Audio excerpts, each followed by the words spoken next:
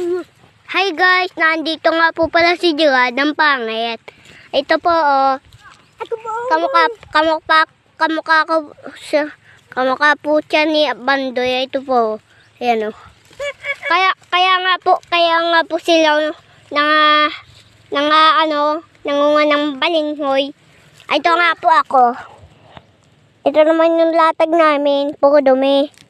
Ito si Gerard, akyat na akyat, parang unggoy. Tapos yan o, nandyan yung bahay ni, yan o. Yan, liit-liit pa. Tsaka yan o, nangunga sila ng balinghoy. Ito, ang kulit nitong bata na to. Sila kasi mukha siya ng unggoy. Kaya ako nag-iisa dito. Oh, nag-uunggoy-unggoy yan pa.